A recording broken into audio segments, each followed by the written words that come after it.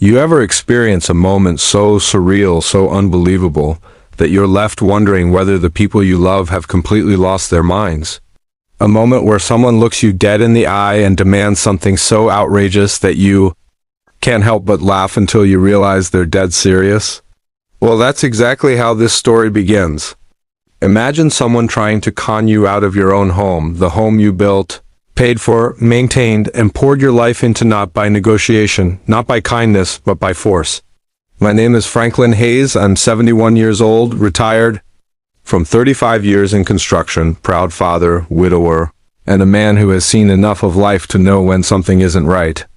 But even with all the people I've met and all the drama I've witnessed over the decades, I never thought my own son-in-law, my daughter's husband, would try to take what I built with my bare hands.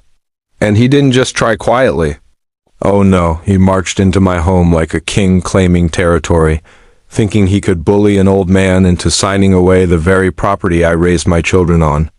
The house my late wife and I bought with every penny we scraped together. The house, with her fingerprint on every wall, every garden bed, every memory. And the day he tried to force me into giving it to him. Well, let's just say he had no idea who he was dealing with. It all started when my daughter, Emily, married Nathan, a man who at first glance seemed like a dream. Charming, polite, smooth-talking, always offering help, always smiling. But some people shine on the surface and rust underneath. Nathan was exactly that. Over the years, he started slipping comments about future planning, generational wealth, and property succession. I brushed it off. Young people think they're being clever when they pretend to know finances. But then his tone changed.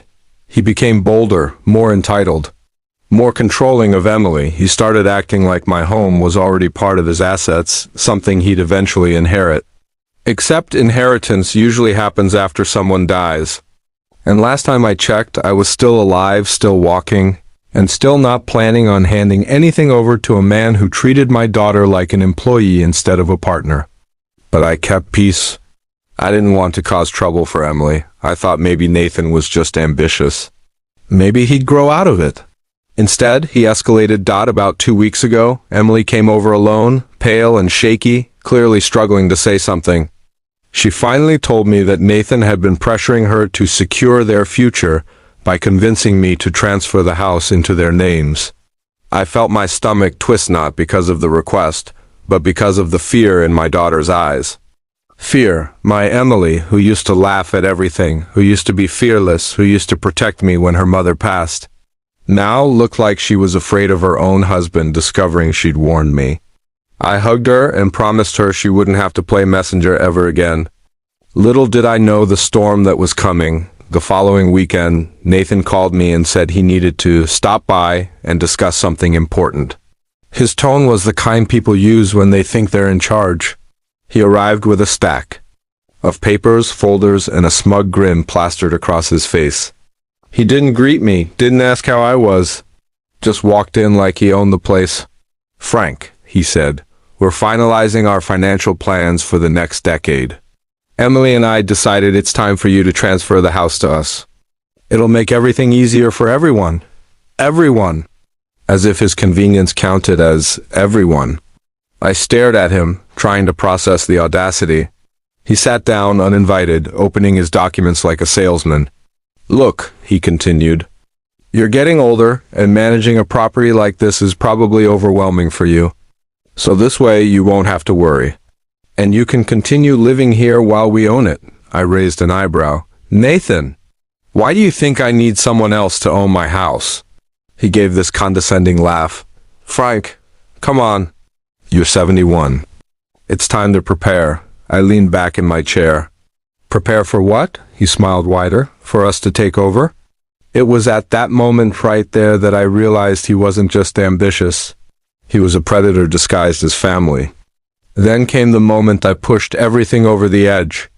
Nathan stood up, placed the paperwork in front of me, and said, "I'm going to need you to sign today." I already booked a notary to come in an hour. My jaw nearly hit the floor. "You booked a what?" "A notary," he repeated like he was speaking to a child.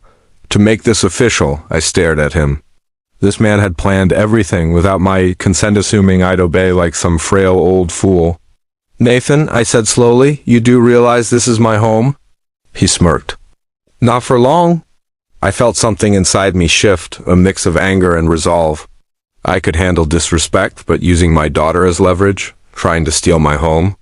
No, that was war. And here's the part Nathan didn't know. 3 days earlier, after Emily warned me, I took a trip downtown. Not to a lawyer, no. To the county recorder's office, where I updated something important. Something I hadn't told a soul. As Nathan continued lecturing me about financial responsibility, I stood up and walked to the hallway. There, inside a drawer, was my folder, the one containing the new legal document I had filed.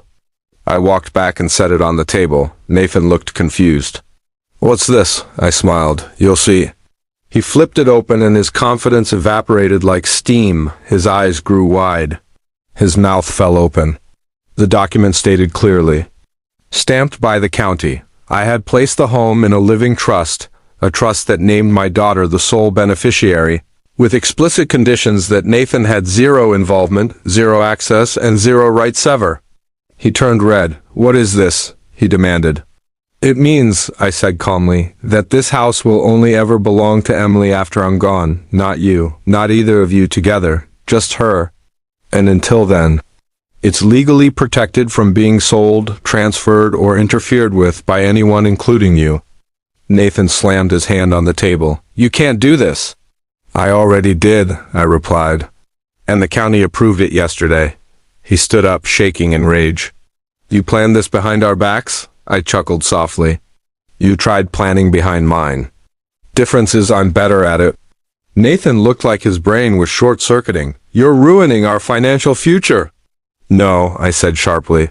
"I'm protecting my daughters." At that moment, Emily walked into the room. She had been outside, hands shaking, listening. When she saw the document, her eyes filled with tears, not of fear, but relief. "Dad, you did this for me?" "Yes," I said, "because I won't let anyone control you or steal what your mother and I built." Nathan pointed a finger at me. "Emily, tell him to reverse this." Emily stepped back like his touch was fire. "No," she whispered. "I'm done letting you bully my father, or me." Nathan's face twisted. "So that's it? You're taking a side?" Emily looked at him with a strength I hadn't seen in years. "No, I'm choosing the truth." Nathan grabbed his papers angrily and stormed out, shouting that we'd regret this.